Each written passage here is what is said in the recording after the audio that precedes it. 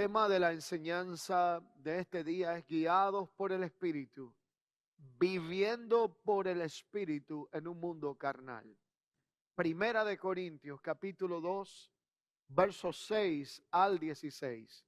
Y dice la palabra del Señor: sin embargo, hablamos sabiduría entre los que han alcanzado madurez, y sabiduría no de este siglo, ni de los príncipes de este siglo que perecen, mas hablamos sabiduría de Dios en misterio, la sabiduría oculta, la cual Dios predestinó antes de los siglos para nuestra gloria, la que ninguno de los príncipes de este siglo conoció, porque si la hubiesen conocido, nunca habrían crucificado al Señor de gloria.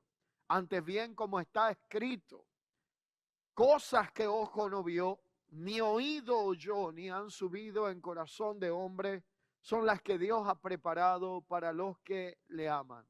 Pero Dios nos las reveló a nosotros por el Espíritu, porque el Espíritu todo lo escudriña, aún lo profundo de Dios. Porque ¿quién de los hombres sabe las cosas del hombre, sino el Espíritu del hombre que está en él?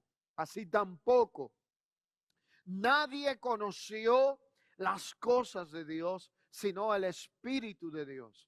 Y nosotros no hemos recibido el Espíritu del mundo, sino el Espíritu que proviene de Dios, para que sepamos lo que Dios nos ha concedido.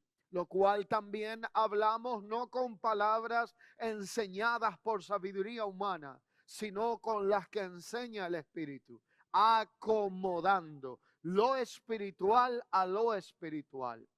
Pero el hombre natural no percibe las cosas que son del Espíritu de Dios, porque para él son locura, porque no las puede entender, porque han de ser discernidas espiritualmente. En cambio, el espiritual juzga todas las cosas, pero él no es juzgado por nadie, porque ¿quién conoció la mente del Señor? ¿Quién le instruirá?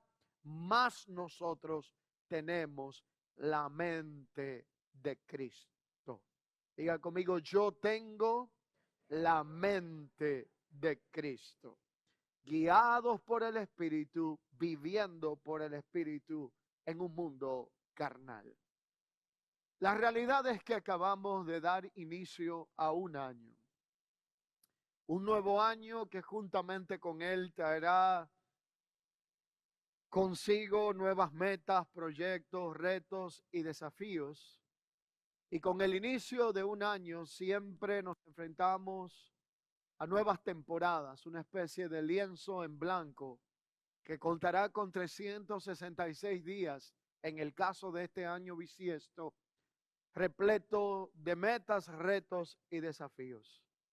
Y si hablamos del inicio de un año, sabemos que en el inicio siempre abundan una serie de factores que ya nosotros conocemos. Buenos deseos, muchas declaraciones positivas, metas que probablemente nunca se van a cumplir, desafíos que nos ponemos por delante en la emoción de una nueva temporada. Y todo esto conlleva a una serie de declaraciones. Hay quienes se atreven a dar palabras proféticas, muchas veces infundadas en la buena voluntad, pero creando expectativas a otros, que a veces no nacen directamente del corazón de Dios, sino de las emociones que genera un nuevo tiempo. Pero a la misma vez de tener abundancia de buenos deseos, escasea el anhelo de asumir un genuino compromiso espiritual. Usted y yo podemos cargarnos de buenas intenciones, pero como hijos de Dios tenemos que acompañar las buenas intenciones de un compromiso genuino espiritual, lo cual conlleva algunos aspectos importantes que no deben de ser al inicio de un año, sino nuestro estilo de vida, pero que cabe resaltar que es bueno retomar en una temporada como esta. Lo primero que quiero plantear es una vida de oración. Lo segundo, el escudriñar la palabra de Dios. Y lo tercero, y no por último, restarle importancia, es el hecho de aprender a ser guiados por el Espíritu Santo. Esto produce excelentes resultados. Esto trae resultados victoriosos que se traducen a una guianza de la voluntad divina de Dios para nuestra vida, a una vida orientada y alineada al propósito de Dios. Nos trae a nosotros disciplina espiritual para aprender a aborrecer lo malo y a amar lo bueno, a amar lo que Dios ama y aborrecer lo que Dios aborrece. Son aspectos que se desprenden de lo que es el vivir en la voluntad de Dios para nuestra vida. Pero cito la palabra y la oración para luego hablar de lo que se llama la guianza del Espíritu, porque muchas veces leemos la Escritura, pero no entendemos el porqué del orden que Dios estableció de las cosas. Y cuando vemos el libro de los Hechos, habla de 4 pilares fundamentales en la vida de la iglesia de los primeros siglos. Y es que la iglesia naciente o primitiva, como de una forma errónea se le llamó en un momento, tenía 4 pilares fundamentales. El primero tenía que ver con la palabra, la doctrina. Lo segundo tenía que ver con el partimiento del pan. El tercero tenía que ver con la comunión de los santos y el cuarto tenía que ver con las oraciones. Yo no sé si usted se ha preguntado cuál era el propósito de este orden. Y es que establece primero la palabra y luego establece la oración. Diga conmigo, primero palabra y después oración. ¿Y cuál era la razón por la que primero Dios quiso que se estableciera en este orden del libro de los Hechos, primero la palabra y después la oración? Para que cuando usted y yo oráramos, lo hiciéramos con entendimiento. No hay una cosa más terrible que una buena intención de orar por propósitos equivocados. Cuando oramos de nuestro egoísmo, cuando oramos desde una posición de venganza, cuando oramos desde una posición carnal, muchas veces cometemos el error de contradecir la palabra del Señor. Y eso nunca hará que el brazo de Dios se dé a torcer. Usted quiere hablar con Dios, que es orar y tener respuesta, ore conforme a la palabra de Dios, porque Dios nunca contradecirá lo que está escrito y establecido en su palabra. Así que hoy día hay abundancia de buenos deseos. Todavía están muchos vigentes, porque apenas llevamos pocos días de este año que inicia. Pero pronto viene lo que se llama la depresión post año nuevo, que consiste en hacer metas y planes sin priorizar lo que es la voluntad de Dios y la guianza del Espíritu en ellos. Ahí es donde Juan capítulo 15, verso 8 cobra sentido, cuando la Biblia dice, separados de mí, nada podéis hacer. Y es que pensar que hacer una nueva jornada de planes, metas y proyectos, pero sin Dios en nuestra vida, quizás le luce a alguien que vive sin Dios y sin esperanza. Pero como hijos de Dios, nuestra prioridad es saber cuál es la voluntad de Dios, dónde está el propósito de Dios para todo aquello que proponemos en nuestra vida. Y es ahí donde esta declaración que hace la Escritura en Primera de Corintios, en los versos que hemos leído, en su capítulo 2, verso 6 en adelante, comienza con una declaración contundente. El apóstol, inspirado por el Espíritu, dice, sin embargo, escuche bien, hablamos sabiduría entre los que han alcanzado madurez. Hablamos sabiduría entre los que han alcanzado madurez. Y esta declaración tiene una connotación sumamente importante. El texto original lo que declara es, nuestra declaración no es conforme a la sofía de este mundo, que era la palabra griega para expresar lo que era la sabiduría.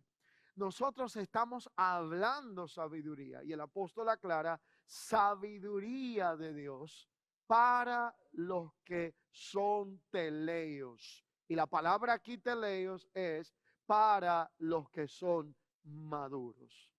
Escuche bien. Cuando la sabiduría de Dios es expresada, los que son maduros le sacan provecho. Cuando la sabiduría de Dios es expresada por medio de su palabra, el que es maduro la recibe con gozo y alegría en su corazón. Cuando la sabiduría de Dios es expresada, esa sabiduría que va más allá de la comprensión humana, la sabiduría que proviene de Dios, entonces produce en nosotros grandes resultados. Una sabiduría que no es de este siglo. Esa sabiduría de la cual está hablando acá tiene que ver con un misterio revelado. Y ese misterio revelado del cual habla la Escritura plantea una especie de paralelismo entre la sabiduría divina y la sabiduría de este mundo. ¿Cómo nosotros hoy tenemos tanto acceso a la sabiduría de este mundo?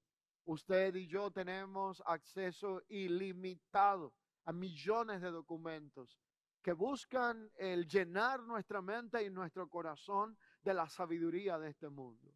Hablar de todo lo que la sabiduría de este mundo promueve, del pagar mal por mal, de llamar a lo malo bueno y a lo bueno malo. Es lo que en un momento determinado Pablo está tratando de separar y de destacar. El apóstol destaca la sabiduría divina que va más allá de la comprensión humana. Y esa sabiduría es un misterio que Dios ha predestinado. Escuche bien, ¿para qué? Para nuestra gloria. Y esa sabiduría en el inicio de un año es aquella que se nos invita a procurar, la cual está disponible para nosotros y Dios está dispuesto a darla. Dice la Escritura que si alguno está falto y entiende que quiere requerir más sabiduría, la debe de pedir a Dios, dice la palabra, el cual la dará. ¿Sabe cómo? Abundantemente y sin reproche. ¿Usted quiere empezar una buena petición? Orar con la palabra, pídale a Dios más sabiduría. Pero prepárese para una cosa. Prepárese para convertirse en un extraño. Prepárese para ser incomprendido por otros. Prepárese para vivir en algunos momentos un poco más solitario que lo que antes estaba. Porque a medida que la sabiduría de Dios es expresada en nuestra vida y vamos alcanzando madurez, cambia y somos transformados en nuestro estilo de vida y en las prioridades de nuestro corazón. Ahí es donde las personas comienzan a decir, has cambiado. Y la realidad es que hemos cambiado. Malo fuera que no cambiáramos nunca. Siempre y cuando el cambio sea para bien, hay una transformación de parte del Señor que se evidencia por medio del fruto y del estilo de vida. Cuando la sabiduría de Dios es encarnada en nosotros, vamos a alcanzar grado de madurez. Y lo que antes nos llamaba la atención, ahora probablemente ya no tiene sentido. Hay círculos donde probablemente ya no vamos a pertenecer. Hay cosas que probablemente ya no van a acaparar la atención de nuestro corazón y nuestro enfoque. Así que el inicio de un año es propicio para procurar la sabiduría de Dios, aquella que es eterna, en lugar de depender de la sabiduría de este mundo que es temporal y pasajera. Pero esta sabiduría nos da acceso a poder disfrutar de la revelación del Espíritu de Dios. Y es que Dios revela verdades profundas a través de su Espíritu a medida que comenzamos a procurar la dirección del Espíritu de Dios para con nuestra vida.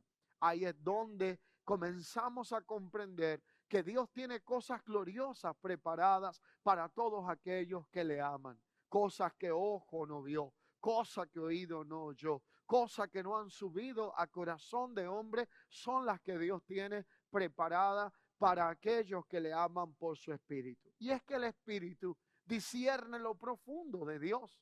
El Espíritu Santo es el único que puede discernir los pensamientos, las intenciones de Dios y el propósito eterno de Dios para con nosotros. Si algo debemos de procurar es depender más que nunca en el tiempo en que vivimos de la presencia y la dirección del Espíritu Santo de Dios para con nuestra vida. Eso nunca estará de más. Aprender a consultar a Dios decisiones que hemos de tomar. Aprender a consultar a Dios qué hacer en el diario día, qué Dios quiere que hagamos con nuestra vida, cómo administramos el tiempo, cómo invertimos el tiempo. Es un factor sumamente determinante que Dios quiere llamar nuestra atención. Y esto tiene que ver con mayordomía. ¿De qué nos sirve administrar bien los recursos materiales, el dinero, los bienes de este mundo, cuando nuestra vida se pierde en un vacío existencial? Y es que yo no entiendo cómo hoy hay tantas personas que tienen tiempo para desperdiciarlo en asuntos triviales. Por eso hoy día han tomado tanto auge los entretenimientos, los aspectos que cautivan la atención y producen especies de adicciones como series, pasatiempos y cosas que no tienen fundamento en este mundo. ¿Cuál es la realidad de todo esto? La realidad de todo esto es que el tiempo es un factor determinante que no se puede desperdiciar. Si usted es lo que dice, pastor, pero es que yo no encuentro qué hacer, déjeme darle una noticia. Vaya al closet de su casa y usted va a encontrar qué hacer. Chequee debajo de la cama, revise los papeles que usted no ha organizado, ponga su vida en orden. Y si a eso vamos, revise el alma, revise el espíritu, revise la mente, revise los archivos que hemos guardado de cosas que debemos de eliminar en nuestra vida para poder tener una vida agradable y que pueda operar en la dirección correcta de parte del Señor. No hay una cosa más ilustrativa de lo que es un cerebro que un computador. Y si un computador, por fuerte que sea, la capacidad de memoria o velocidad que tenga, usted empieza a abrir ventanas y accesa páginas y páginas y páginas, y empieza a abrir muchas páginas, o un teléfono, por así decirlo. Usted empieza a accesar a muchas páginas y la abre y busca otra cosa y otra cosa, pero no cierra lo anterior. Por rápido que sea, la capacidad que tiene se le va a poner lento, porque hay cosas que tienen que ser desechadas por un lado para poder entrar en otras que puedan operar de la forma correcta. Nosotros, sin darnos cuenta, somos acumuladores compulsivos por naturaleza.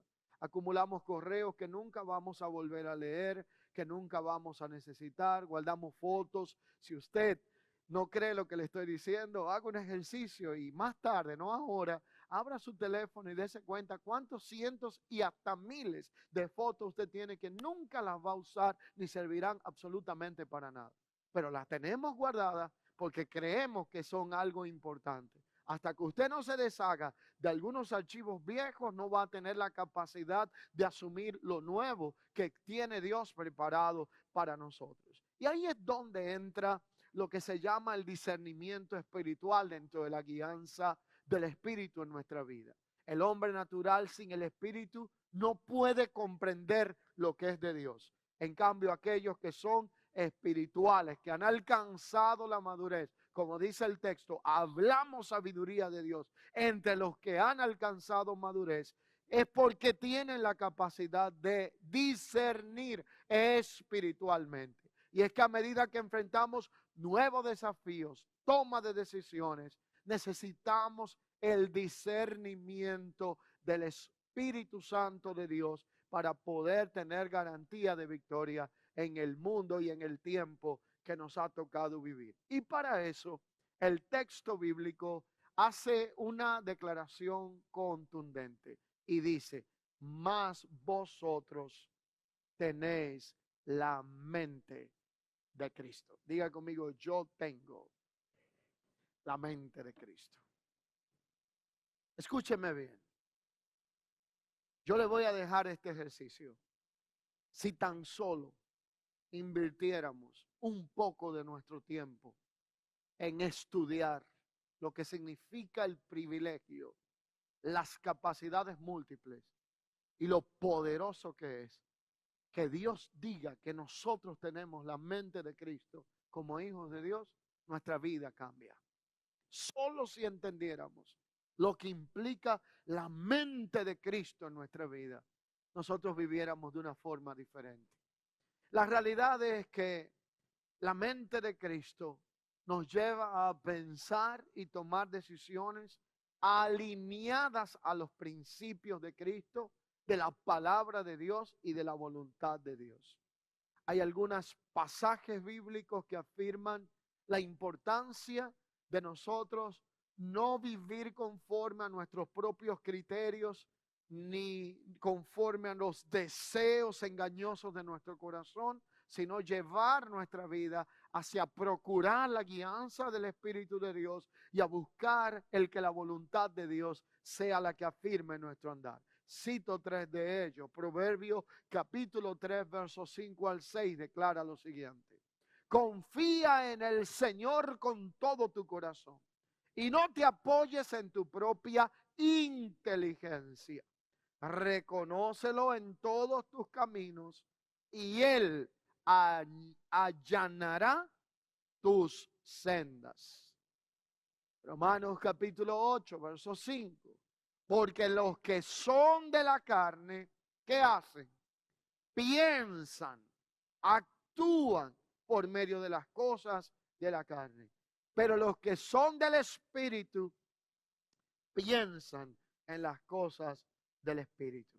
Y Efesios 5, 17 dice, así que no seáis insensatos, sino entendidos de cuál sea la voluntad del Señor.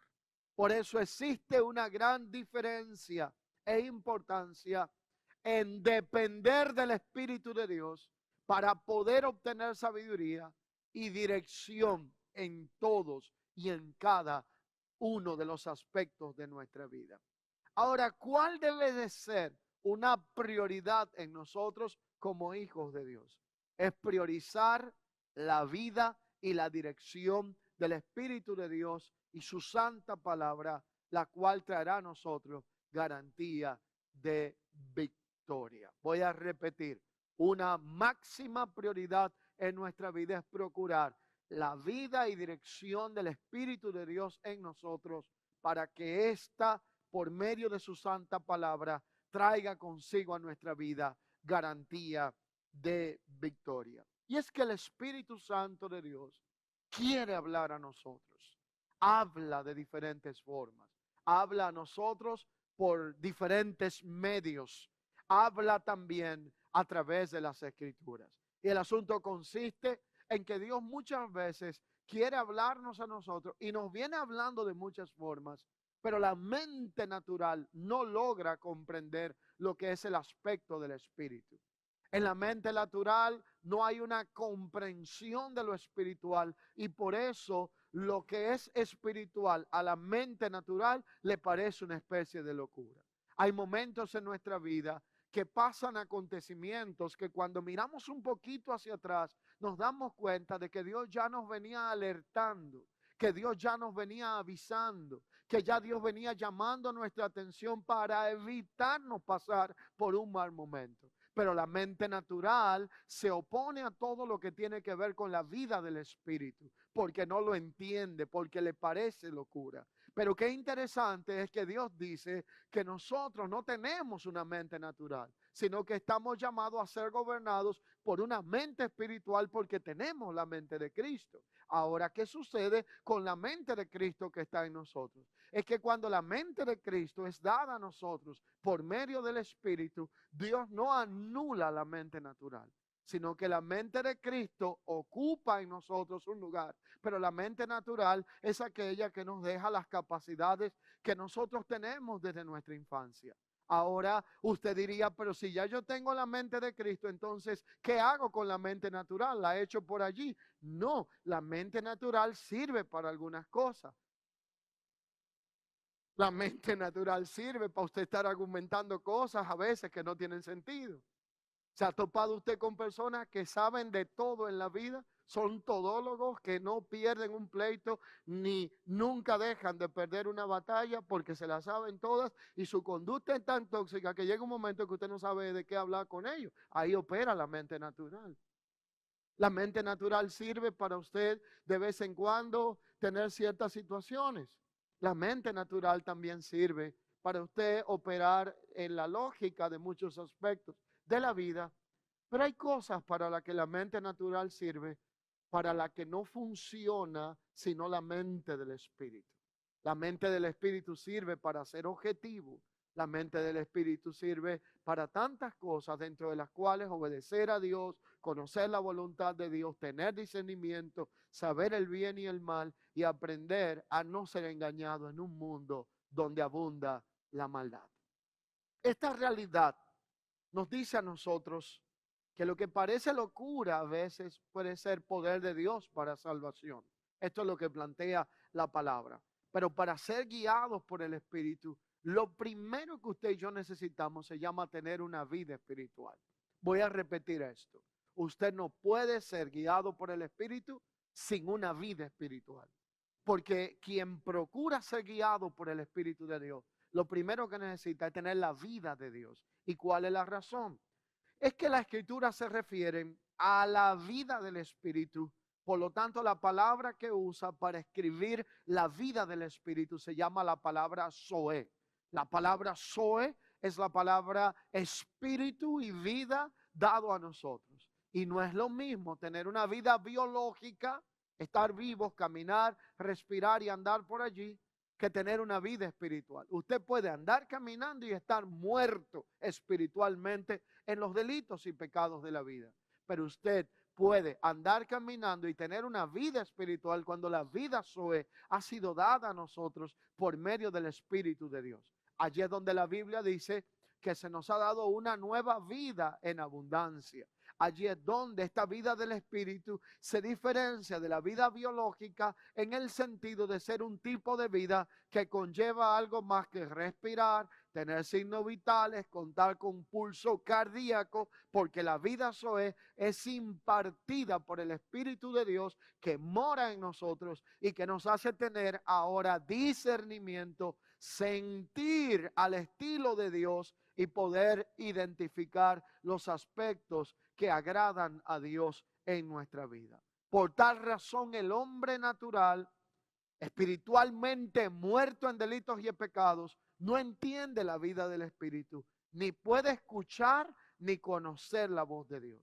Primero, para ser guiados por el Espíritu de Dios, lo que necesitamos se llama la vida de Dios. ¿Usted quiere saber por qué? Pregúnteme por qué. ¿Me va a preguntar o no? La razón es que Dios no es un Dios de muertos, sino de vivos. Si usted quiere dirección de Dios, sabiduría de Dios y dirección del Espíritu, necesita la vida de Dios. Pero si no tenemos la vida de Dios, vamos a tener que conformarnos a la sabiduría barata y pasajera de este mundo, que, dicho sea de paso, se encuentra en quiebra, porque el hombre está llegando al punto de darse cuenta que no puede solucionar la crisis y el caos que a nivel mundial ha creado.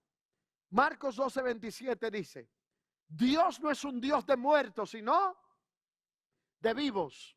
Y la razón es porque en Él todos estamos llamados a la vida y a la resurrección después de la muerte. ¿Cómo entonces, como hijos de Dios, vamos a discernir y priorizar la dirección del Espíritu en medio de este mundo carnal?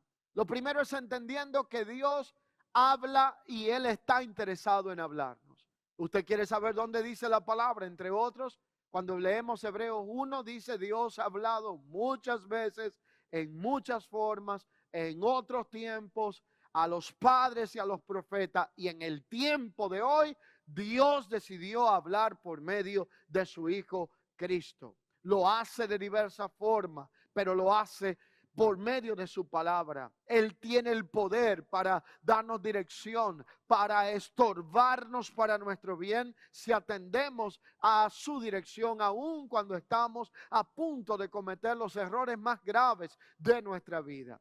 Pero ese misterio revelado que Dios habla en su palabra nos lleva a vivir a nosotros en la dimensión de su espíritu. El misterio del que Pablo está hablando es vivir en un mundo carnal y gobernado por lo temporal y lo natural, pero usted y yo siendo gobernados por la dimensión de su espíritu. Él, como conocedor de la vida del Espíritu, nos invita a profundizar sobre la sabiduría de Dios, entender que este misterio trasciende el límite de este mundo, que fue predestinado para nuestra gloria. Es lo que hace que se hable de este misterio entre los que han alcanzado madurez.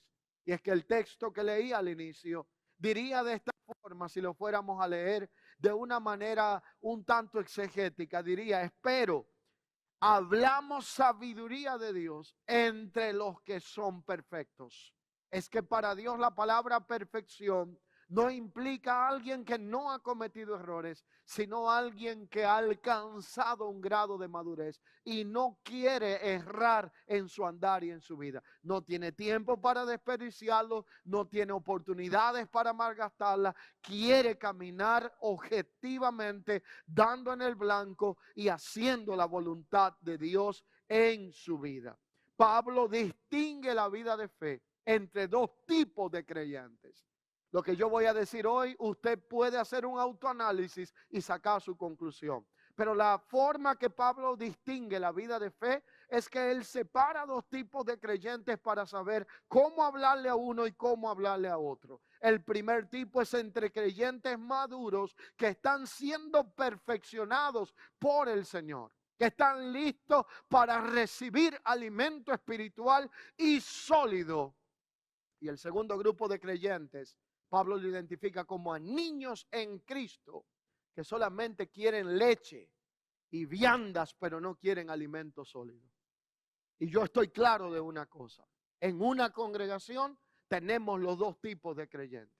Están quienes aman la palabra de Dios, están quienes aman adorar a Dios en espíritu y en verdad, están quienes cuando la palabra de Dios es alimento sólido, lo disfrutan, lo valoran y lo atesoran, porque son maduros y entendidos.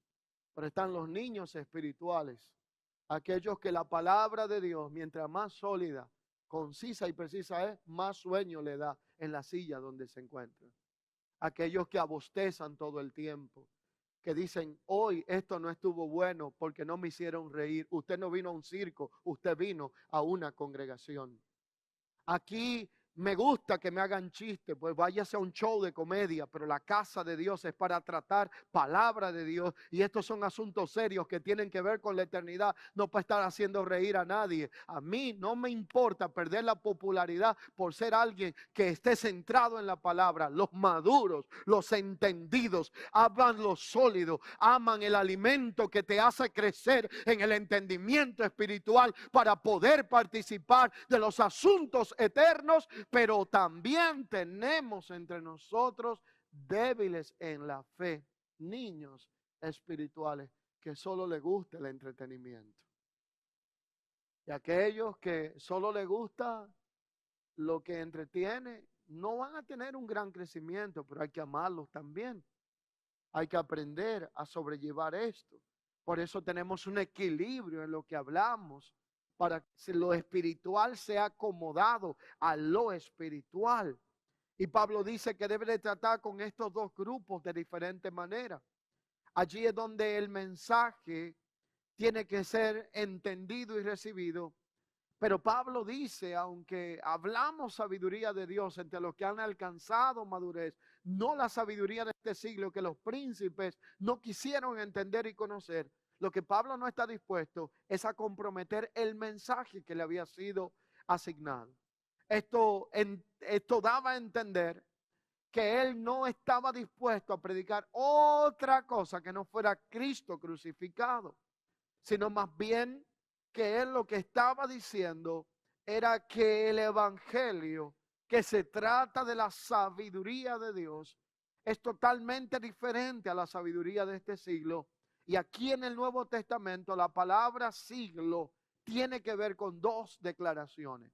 Está enfocada con lo que tiene que ver con el porvenir. Y en este orden de ideas, cuando hablamos de este siglo, está hablando entonces del porvenir y del tiempo en el que el reino de Dios estará completamente establecido sobre la faz de la tierra. Eso implica que cuando él dice los príncipes de este siglo no pudieron conocer ni entender la sabiduría de Dios, está hablando y citando hombres probablemente como Herodes, como Pilato, hombres que tenían bastante poder civil, bastante poder gubernamental, pero vivían fuera del orden de Dios, murieron y pronto fueron olvidados, porque su poder se quedó juntamente con lo temporal de su existencia.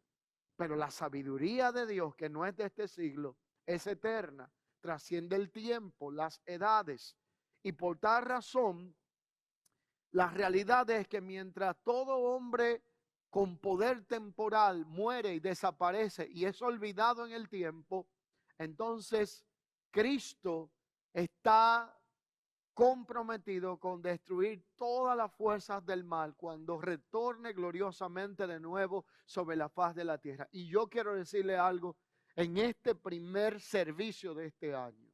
Quiero que entienda claro, nosotros estamos en un conteo regresivo. La tierra está a punto de entrar en momentos trascendentales de cambio. La batalla entre Gog y Magog está a punto de desatarse. Estamos viendo los reinos alinear toda su estrategia militar y política para apostar a un desenfreno y desestabilización total. Y se requiere que los hijos de Dios vivamos con sabiduría y prudencia y que más que nunca nos dejemos guiar por el Espíritu para que no estemos perdiendo el tiempo en tonterías y en cosas que no edifican. Orar, estudiar la palabra, buscar y procurar la dirección de Dios, porque el justo vivirá por su fe, y el que no aprenda a depender de la presencia de Dios le costará permanecer de pie en el tiempo que se aproxima sobre la faz de la tierra. Esto no es tiempo para creyentes de agua dulce.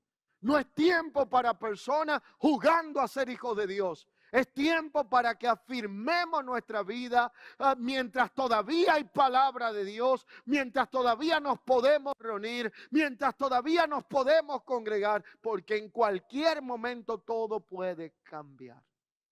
Te dirá, pastor, pero yo lo veo por YouTube, ¿y si se cae el internet? Nos comunicamos por las redes sociales, ¿y si se caen las redes sociales? Es que usted no se está dando cuenta el hilo delgado en el que nuestro mundo está suspendido. Es que usted no se está dando cuenta que todo está a punto de colapsar sobre la faz de la tierra y no hay que ser un superentendido para esto. Pero yo sé que esto ofende a los de mentalidad positiva. Porque los de la mentalidad positiva y la superfe, lo único que quieren es que se le diga que la cosa está mejor y que lo mejor está por venir. Para los hijos de Dios siempre habrá pensamientos de bien y no de mal. Y yo entiendo que es lo que dice la palabra, pero nada más basta con echar un vistazo al mundo en que vivimos para saber cómo las cosas están. Es como cuando usted tiene una mecha encendida y una habitación llena de pólvora. Es cuestión de tiempo para ver una situación que probablemente se va a salir del control de la mano del hombre que opera con la sabiduría temporal y que no quiere hacer caso de la sabiduría eterna.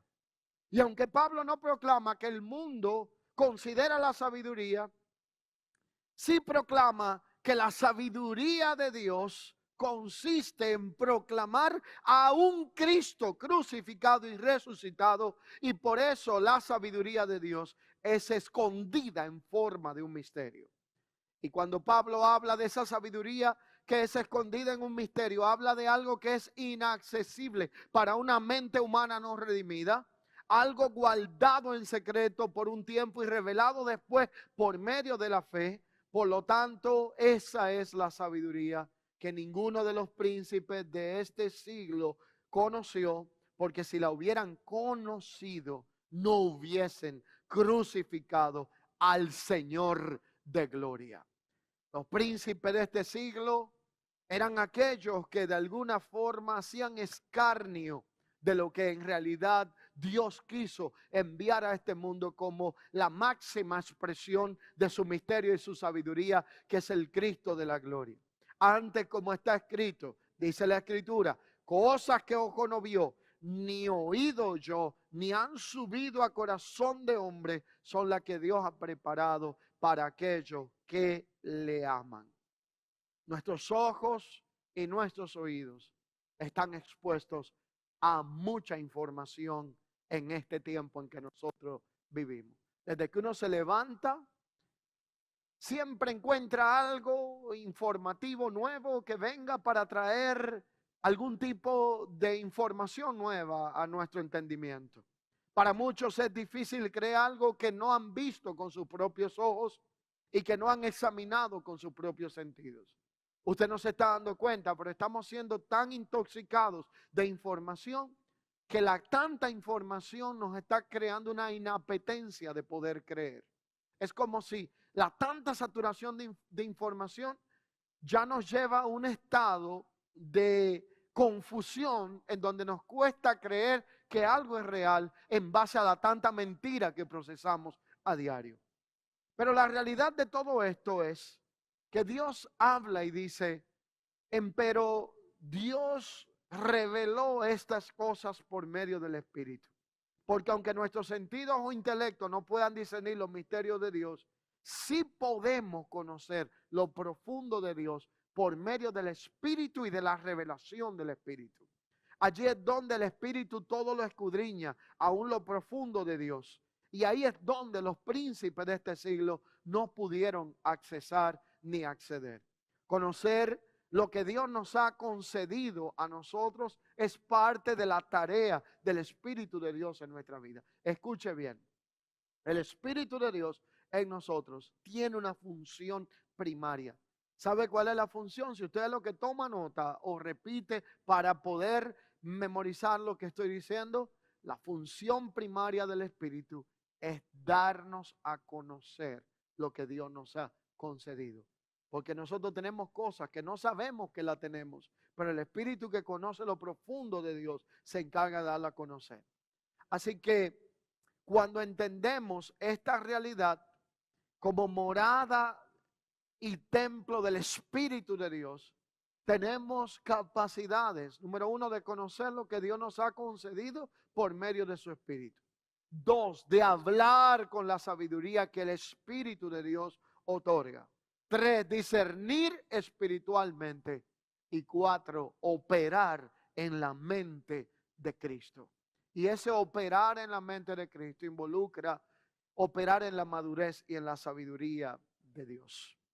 Así que hay desafíos que tendremos al iniciar un año, pero hay desafíos que son pos un año nuevo.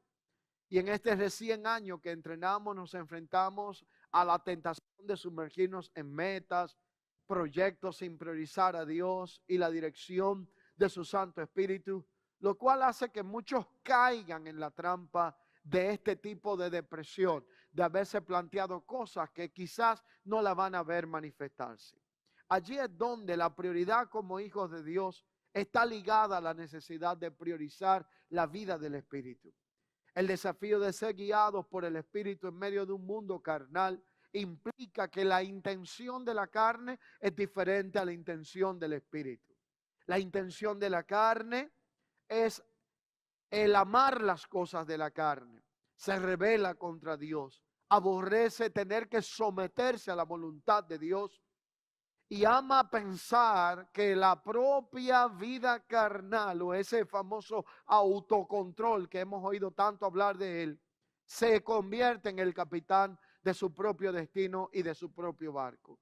Se niega a reconocer la dependencia de Dios y a Cristo como el Señor de nuestra vida, porque la carne es rebelde, porque la carne resiste el gobierno y el señorío de Dios en nosotros. Mas, cuando vemos la escritura en Romanos 8, del 7 al 8 dice, por cuanto la intención de la carne es enemistad para con Dios, porque no se sujeta a la ley de Dios ni tampoco puede, entonces tenemos como resultado una batalla dentro de nosotros. Es la batalla de las mentes, la carne contra el espíritu, la mente del espíritu contra una mente natural, la mente de Cristo en nosotros contra nuestra naturaleza. Es la batalla que tenemos dentro de nosotros. Y mientras esa batalla se suscita, Romanos capítulo 8, de verso 9 al 11 nos plantea lo siguiente: mas vosotros no estáis en la carne, sino en el Espíritu. Si es que el Espíritu de Dios mora en vosotros, de manera plural lo dice acá, y si alguno no tiene el Espíritu de Cristo, el tal no es de él. Pero si Cristo está en vosotros, el cuerpo a la verdad está muerto a causa del pecado, mas el Espíritu vive a causa de la justicia. Por eso este texto es intencional, haciendo mención de 4 fases. La primera, el Espíritu de Dios mora en vosotros. La segunda, el Espíritu de Dios es el Espíritu de Cristo. La tercera, Cristo está en vosotros y nosotros estamos en Cristo. Y la cuarta, si el Espíritu de aquel que levantó de los muertos a Jesús mora en vosotros, hay garantía de que también a nosotros un día nos levantará. Ya sea si morimos, resucitamos con Él, o ya sea que Él en su retorno nos encuentre vivos y podamos tener el privilegio de presenciar su venida, también seremos transformados por Él. Pero nosotros no estamos en la carne, sino que vivimos por el Espíritu, y si alguno no tiene el Espíritu de Dios, no es de Él. Así que la realidad es que el Espíritu vive a causa de la justicia.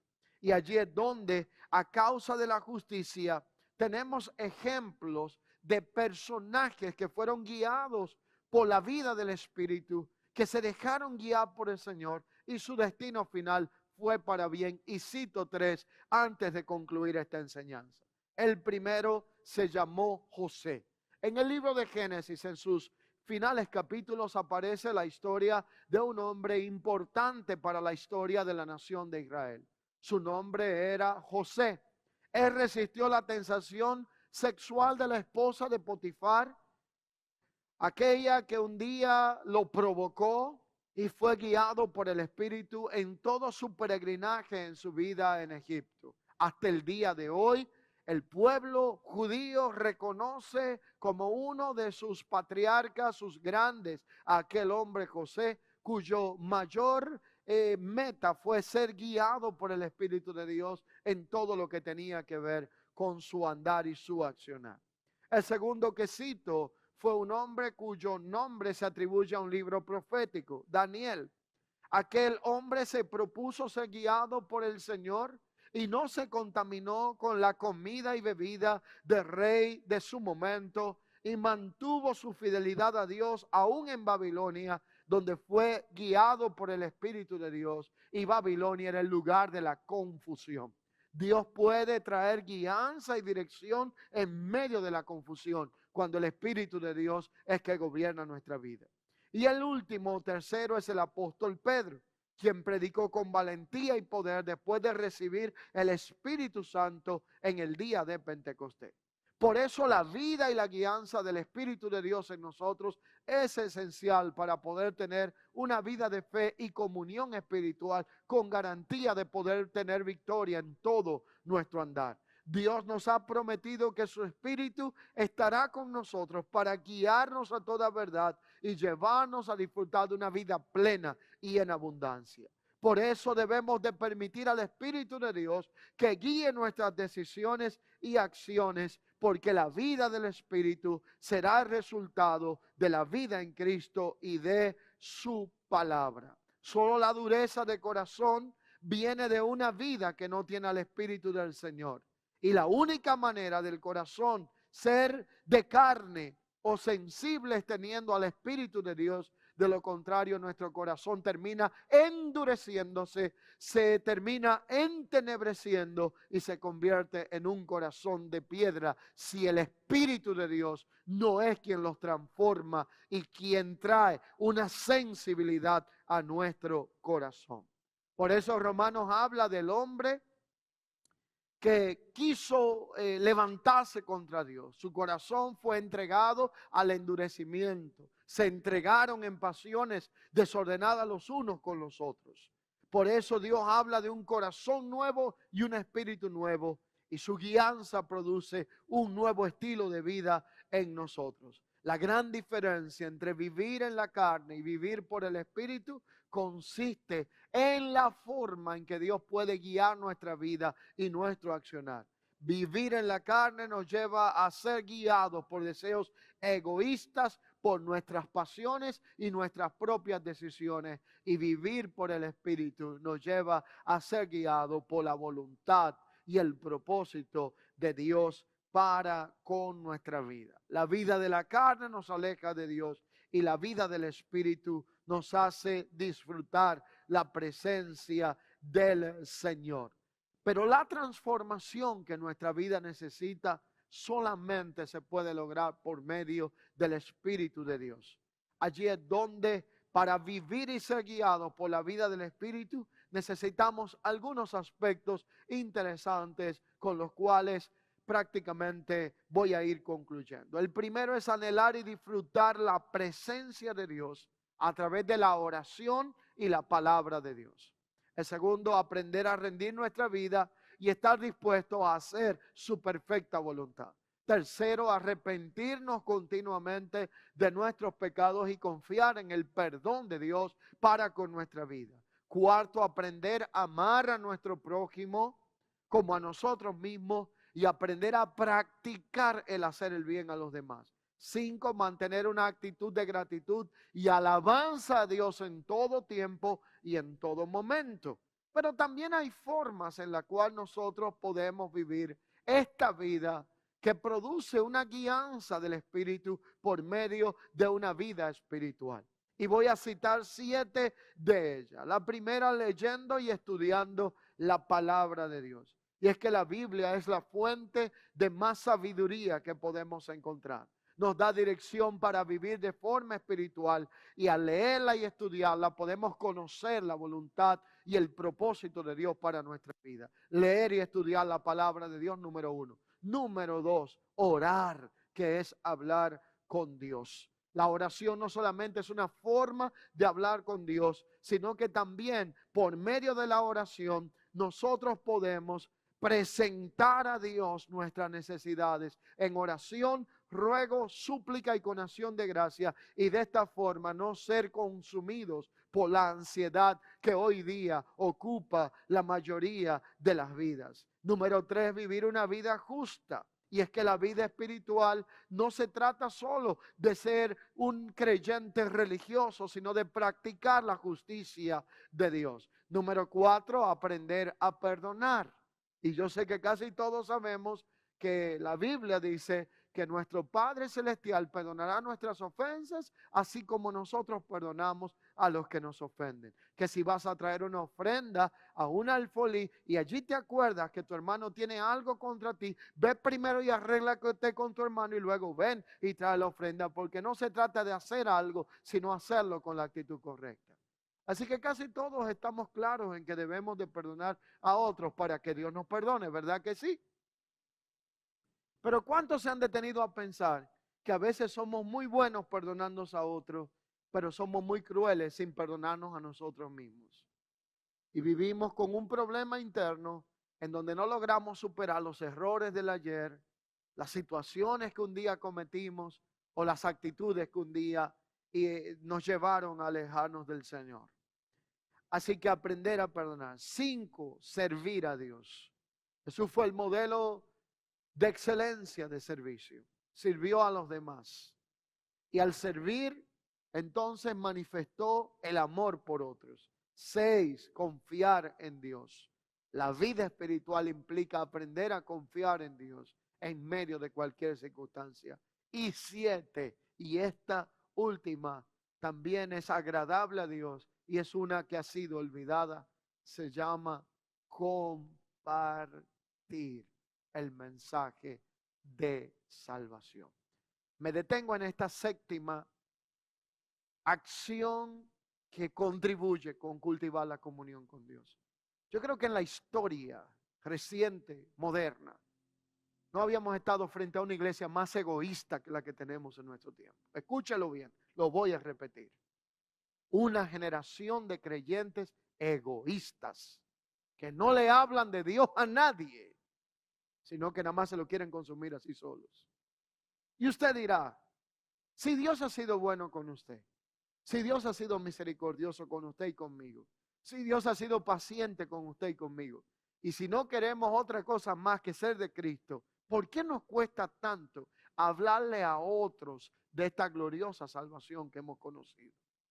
Sin darnos cuenta, hemos relegado el mensaje de la predicación del evangelio de salvación a evangelistas.